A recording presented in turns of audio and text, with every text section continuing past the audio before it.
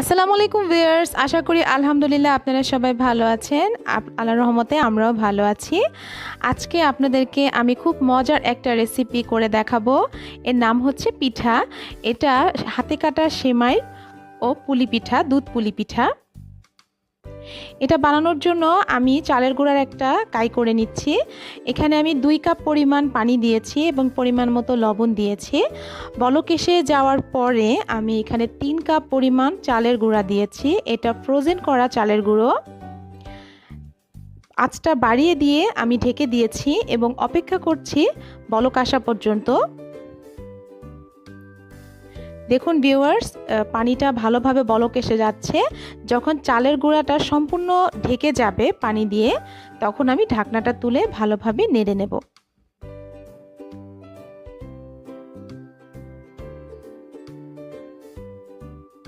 নেড়ে পানির সাথে মিক্সড করে নিচ্ছি। এই পর্যায়ে কিন্তু চালের গুঁড়াটা পুরোপুরি সেদ্ধ হয়নি, আরও সময় লাগবে। এটা ভালো করে নেড়েচেড়ে আঁচ একদম অল্প করে দিয়ে আমি ঢেকে আরও কিছুক্ষণ দমে রাখবো। ভিউয়ার্স, আমি ফ্রোজেন করা চালের গুঁড়ো নিয়েছি, এজন্য 1 কাপ পরিমাণ পানি কম দিয়েছি। আপনারা যদি রোদে শুকানো গুঁড়ি নেন, তাহলে যেই পরিমাণ চালের গুঁড়া নেবেন সেই পরিমাণে পানি নেবেন। ঢেকে দিচ্ছি, ঢেকে কিছুক্ষণ দমে রাখছি যাতে চালের আটাটা ভালো করে সিদ্ধ হয়ে যায়।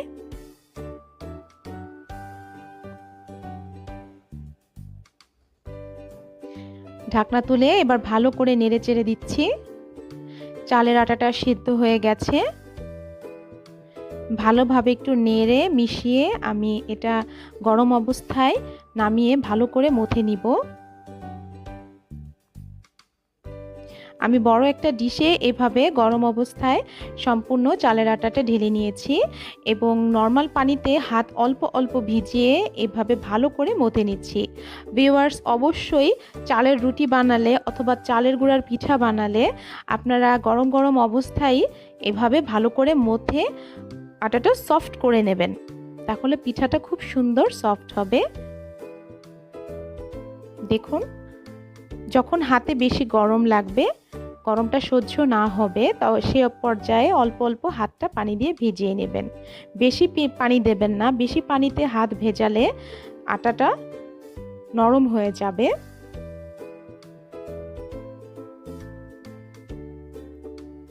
দেখুন, আটার কাইটা ভালো করে নরম হয়ে গেছে। এভাবে সুন্দর করে মথে নিতে হবে।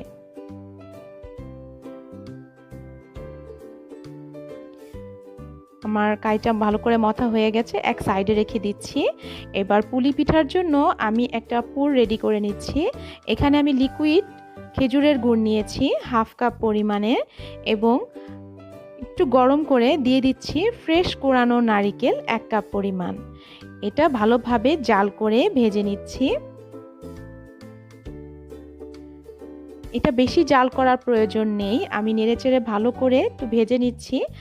যে লিকুইড ভাবটা আছে সেটা একটু টেনে যাবে, একটু শুকনো হয়ে যাবে।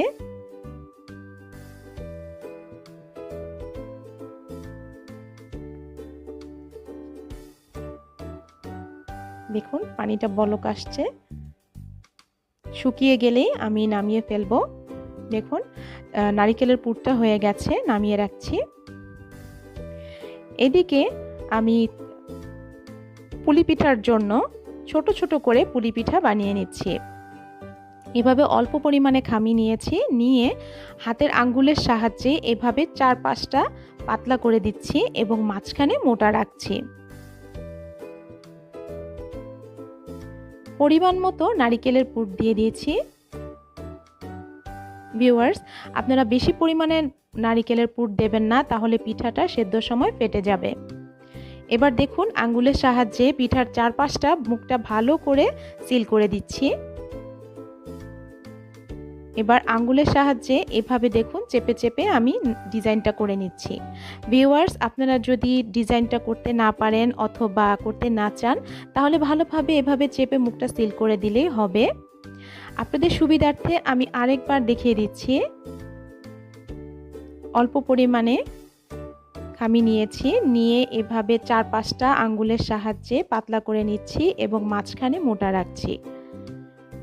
পরিমাণ মতো নারিকেলের পুর দিয়ে দিচ্ছি।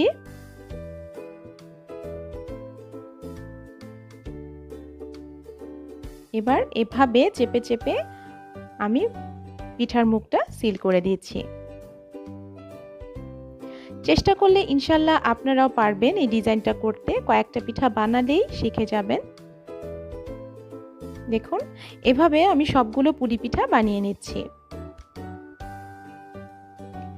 এবার দেখাচ্ছি কিভাবে হাতে কাটা সেমাই বানাতে হয়।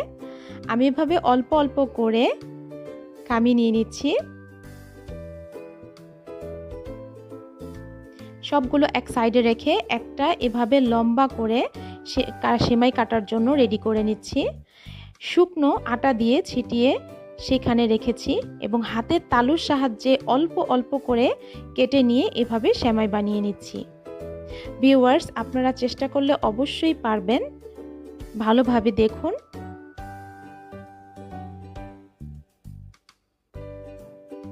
আরেকটু শুকনো আটা ছিটিয়ে নিচ্ছি।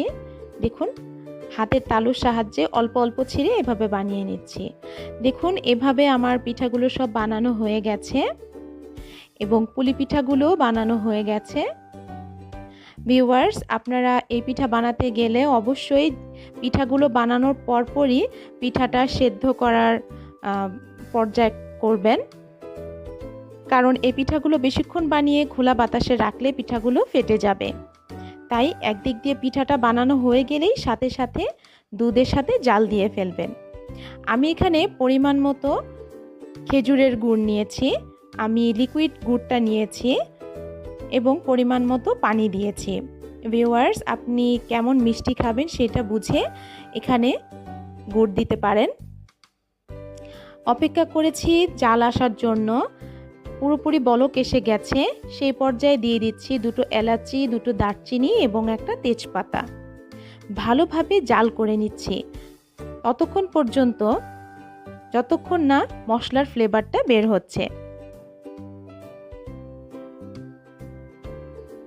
ভালোভাবে কিছুক্ষণ জাল করার পরে যখন মশলার ফ্লেভারটা বের হয়েছে, সেই পর্যায়ে দিয়ে দিচ্ছি ফ্রেশ কোরানো নারকেল 1/2 কাপ। এটাও কিছুক্ষণ জাল করে নিচ্ছি। এবার সেমাই পিঠাগুলো হাতের সাহায্যে অল্প অল্প করে আমি এই খেজুরের গুড়ে দিয়ে দিচ্ছি। আপনারা অবশ্যই অল্প অল্প পরিমাণে দেবেন। সব যদি একবারে দেন তাহলে কিন্তু জমাট বেঁধে যাবে। চুলার আঁচটা কিন্তু ফুল আছে। সবগুলো পিঠা দেওয়ার পর আপনারা নাড়া দেবেন না, এভাবে দেওয়ার পর ঢেকে দেবেন। যখন বলক এসে যাবে সেই পর্যায়ে আমরা পুলি পিঠাটা দিয়ে দিব। দেখুন, বলক এসে গেছে। কিছুক্ষণ এভাবে জাল করে নিচ্ছি। এবার দিয়ে দেব পুলি পিঠাগুলো। অল্প অল্প করে পুলি পিঠাগুলো সাবধানে দিয়ে দিতে হবে। সাবধানে না দিলে হাতে গরম গুড় লাগতে পারে বা গরম ভাবটা লাগতে পারে। এবার আলতোভাবে একটু নেড়ে দিচ্ছি।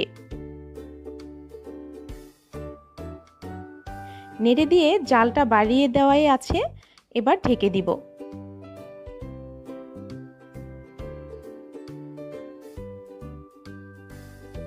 কিছুক্ষণ পর ঢাকনা খুলে দেখেছি। দেখুন, পিঠাগুলো সব ভেসে উঠেছে, তার মানে পিঠাগুলো সেদ্ধ হয়ে গেছে। আমি পিঠা বানানোর আগেই 1 লিটার পরিমাণের দুধ ভালোভাবে জাল করে ঘন করে একদম রুম টেম্পারেচারে নিয়ে এসেছি, পুরোপুরি ঠান্ডা করে নিয়েছি। আপনারা অবশ্যই খেজুরের গুড়ের কোনো কিছু তৈরি করলে সাথে দুধ মিক্সড করলে দুধটা সম্পূর্ণ ঠান্ডা করে তারপরে দেবেন। দুধটা যদি গরম গরম দেন গরম খেজুরের গুড়ে, তাহলে দুধটা ছানা হয়ে যাবে, এভাবে সুন্দর থাকবে না। কিছুক্ষণ জাল করার পরে দেখুন কালারটা এমন হয়ে গেছে, আর দুধটাও ছানা হয়ে যায়নি। আমার পিঠাটা বানানো হয়ে গেছে, আমি পিঠাটা পরিবেশন করে নিচ্ছি। দেখুন, পিঠাটা কি সুন্দর হয়েছে, খেতেও আলহামদুলিল্লাহ অনেক মজা হয়েছে। আশা করি আপনারাও ট্রাই করবেন। আর আমাদের রেসিপিটা যদি ভালো লেগে থাকে অবশ্যই আমাদের রেসিপির জন্য লাইক দেবেন এবং বন্ধুদের মাঝে শেয়ার করবেন। আমাদের পরবর্তী রেসিপি দেখার জন্য আমাদের চ্যানেলটি সাবস্ক্রাইব করবেন। ভালো থাকবেন, সুস্থ থাকবেন, আমাদের জন্য দোয়া করবেন। আল্লাহ হাফেজ।